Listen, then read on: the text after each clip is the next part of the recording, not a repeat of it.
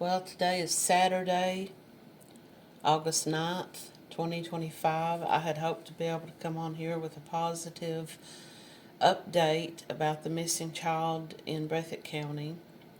But as of this morning, what I've been able to find is there still hasn't been any traces of him.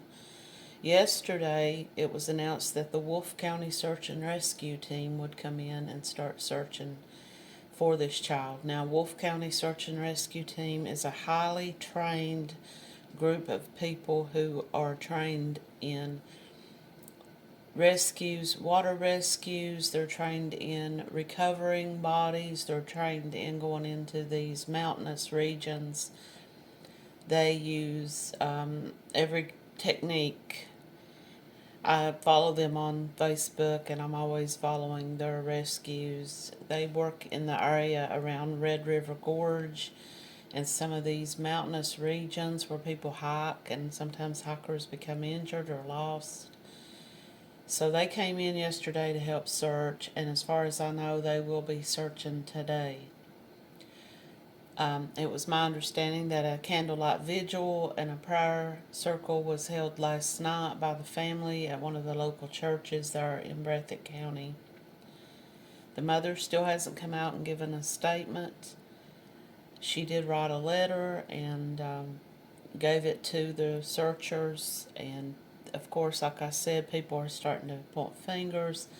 A couple of this child's family members came out. It's my understanding, and I don't want to give out any kind of false information, but just what I've been able to find from social media and what they talked about on the news. They were interviewed by WYMT. Is that Jayden had been in the custody of his grandmother up until recently when she passed away, and he had gone back to live with his mother. Now, like I said, I don't want to put out any false information, but his mother, it has been reported that she has a record for child abuse, for child endangerment of Jayden. And I don't know if she has other children or if there were other children in the home. I don't know what lengths the police have gone to interview her or the stepdad. And so right now there's a lot of speculation and finger pointing, and people are starting to really become suspicious that there's more going on here than just a child who wandered out of the house. His two aunts were interviewed by the news, and they said that the child is a very scary child. They say that he's very hyperactive and he always wants to be on the go. There have been suggestions that the child does have some learning disabilities and that he may in fact be autistic. I haven't confirmed that. His aunts did just say that he is a hyperactive child. And they also said that he is afraid of the dark and that he's afraid of bugs. And they just don't believe that the story is that he got up in the night hours and wandered off. They showed photographs and video around the home, and it's very wooded. And I don't know. I don't want to point fingers myself. I'm just here to report what little bit of information I've been able to find about it. I think, and they may not even hear my video, but I would just say to the parents or the mother and the man that's in the home with her, if there's more going on here and you know more and that something occurred with this child, just please come forward and tell the police. People are putting their lives at risk searching these wooded areas. Breathitt County is surrounded by water, and they did say yesterday that they are going to start searching in some of the waterways. I think that they're using sonar.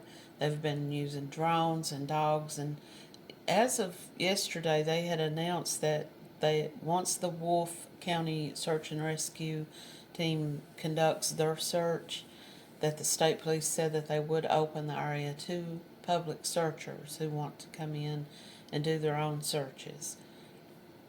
But as of last night, it was announced that that has been postponed, And for some reason, they're going to allow Wolfe County to do a more thorough search before they allow anyone to just go out and start searching on their own. And Breathitt County's been a hub of activity lately. Day before yesterday, it was announced that ambulances were in the area and people were thinking that it was related to this child. But as it turned out, 2 men went to the home of a woman there in Breathitt County looking for someone. She said they came to her door and asked for someone, and the next thing she knows, they start shooting at her.